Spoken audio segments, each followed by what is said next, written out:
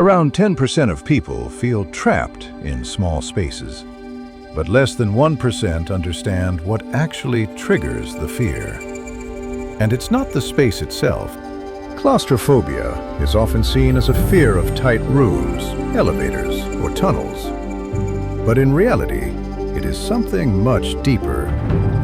It is not about the size of the space. It is about what the brain believes can happen inside that space. It is a fear of losing control, even when there is no real danger. Claustrophobia usually begins with one short thought. What if I can't get out? This small question opens a door to many other fears. Your heart beats faster.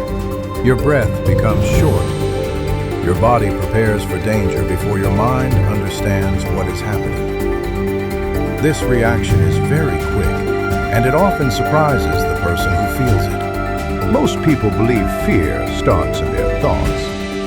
But with claustrophobia, the body sends the first signal. Your nervous system becomes alert. It tells your brain something is wrong, even if everything is safe.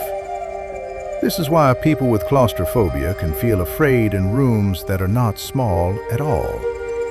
The fear is not logical. It is automatic. The real trigger: loss of control. The true root of claustrophobia is not the walls. It is the idea that you cannot leave when you want. Your brain begins to imagine situations that feel dangerous. What if the door gets stuck? What if the elevator stops? What if I panic and cannot breathe? These thoughts shape the entire experience. Your fear comes not from the environment, but from the feeling of losing control inside it. A past memory, even if you forgot it. Many people with claustrophobia had a moment earlier in life that felt trapping or overwhelming. It could be getting stuck in a small place as a child. It could be a crowded room. It could even be an intense emotional moment where someone felt they could not escape. Sometimes people cannot remember the moment clearly, but the brain remembers. It creates a rule. Tight space equals danger. And this rule stays for years. Your brain learns safety slowly, but it learns fear very quickly. One strong moment can create a pattern that repeats later in life. You may step into an elevator years later, and suddenly the old fear wakes up again. Your body reacts, your breathing changes, and you do not know why. This is not weakness. It is your brain trying to protect you from something that is no longer a threat. A key part of claustrophobia is how the brain reads body signals. When you breathe a little faster, the brain thinks danger is close. It sends more fear signals. This creates a loop. Your body reacts, your brain reacts, your body reacts again. The fear grows not because the situation is dangerous, but because the brain and body misunderstand each other. Why some people never feel this fear. People who do not experience claustrophobia often do not understand it. They say, "Relax, nothing bad will happen." But they do not feel what you feel. They do not have the same physical reaction. They do not imagine the same scenarios. For them, a small room is just a room. For a claustrophobic mind, it is a place where control disappears. The environment is the same, but the perception is different. People with claustrophobia often have strong imagination, high awareness, and sensitive nervous systems. They notice things quickly. They think deeply.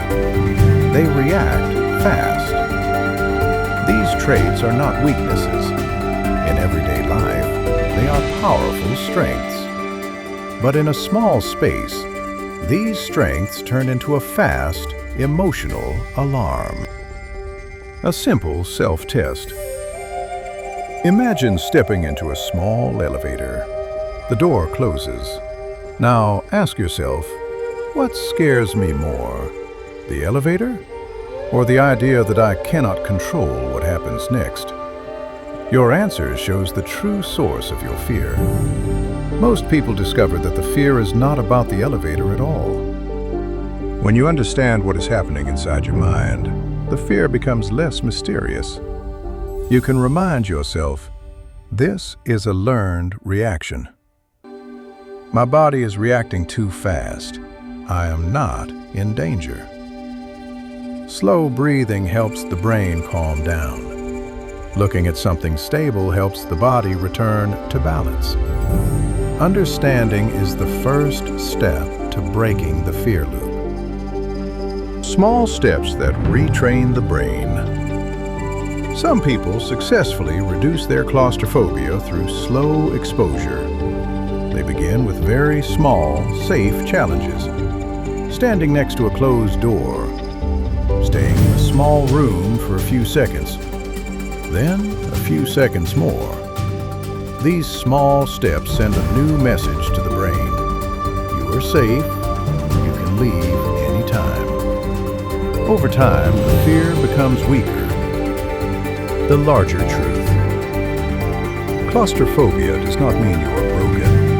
It means your mind reacts quickly, feels strongly, and remembers deeply. Your brain is trying to keep you safe, even if it sometimes chooses the wrong moment.